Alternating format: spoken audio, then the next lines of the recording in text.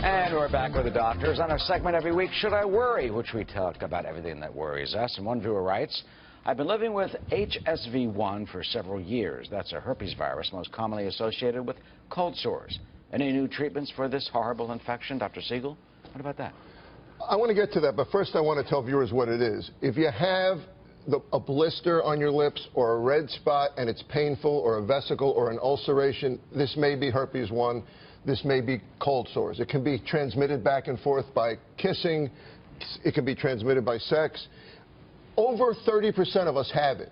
Over 90% of us have some kind of herpes virus. Now, in terms of treating these cold sores, cream sometimes works. There's pills that you can take to use it called Zovirax and Valtrex and Famvir. They work. Stress brings it on. Being sick with another illness brings it on. Having your immune system run down brings it on. But he asked, what's the new treatment? And the new kid on the block, but we're a couple of years away from it still, because Eric's going to ask when it's going to be in the doctor's office. Right. We're using gene editing, literally snips of genetic material. They're going in and finding the herpes virus, which hides in nerves for your whole life. Once you have it, Arthel, it hides in your nerves.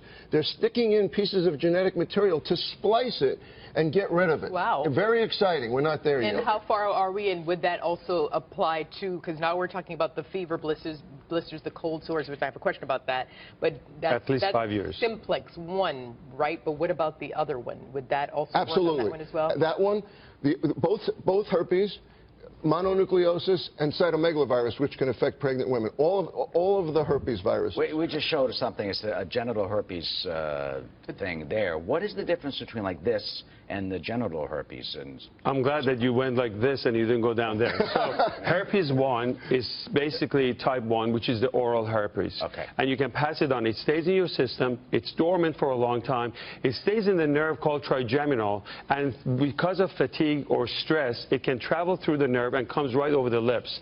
As long as you have it, you can pass it on to other people. Best treatment for this, I would say, delay your interview. You can use some Zovirax cream, and that can shorten the period that you have it. The type 2 is a genital one, and that's a whole different type, and then you can get treatment. Exactly. And we were talking about pregnant women. If somebody has it, obviously, you have to make sure that you treat it and make sure you don't go through delivery, you get a C-section.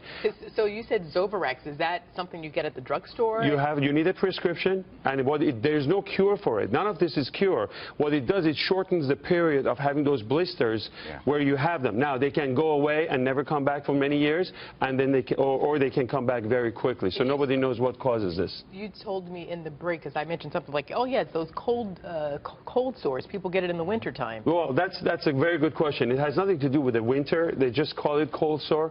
But any kind of stress, fatigue, it can bring it up. If you're immunocompromised, the virus can become active. And this particular genetic engineering that Mark was talking about is very interesting, because we're using some of the genetic codes in the bacteria by snipping these genes, and there are some associated proteins called CAS that can really target and potentially may have a cure for HIV if it works in the future, and many genetic diseases. Wow. So we're 5 years out. This is only in the mice. We have a long way to go, but exciting news.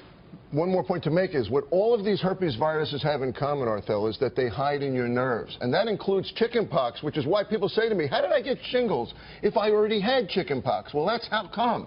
Because the chickenpox virus is a herpes virus. It hides in your nerves. Yeah. These cold sores, they become inactive, latent, like a bear hibernating. And then, bam, something happens, like you get stressed. Does that cold sore, could that become chickenpox? Absolutely not. It's a different kind of herpes virus. Right? There's a different kind. That cold sore can only be a cold sore. But when you have it, you want to make sure that you don't share your towels, toothbrush, or anything personal with anybody else, obviously, because that's another way. It's not just kissing.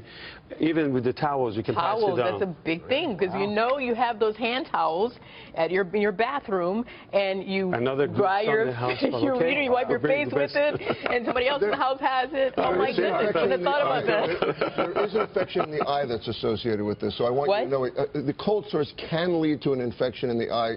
I just want people to know it's not something to laugh off. It's a serious problem. We're not laughing. I'm just saying, like, wow. Right. I got a wow moment. Not laughing at herpes. Or the towels. I'll share a towel. I'm happy to. No, but you know what I'm saying? Like, we never thought about that. If you have herpes, you don't want to share your towels or personal stuff with other people. That's what exactly. We're not laughing. Exactly. No, not laughing. Just saying you wouldn't have thought of that. So thanks for bringing it up. Exactly. I would have thought of the towels. I had no idea. Yeah, me neither.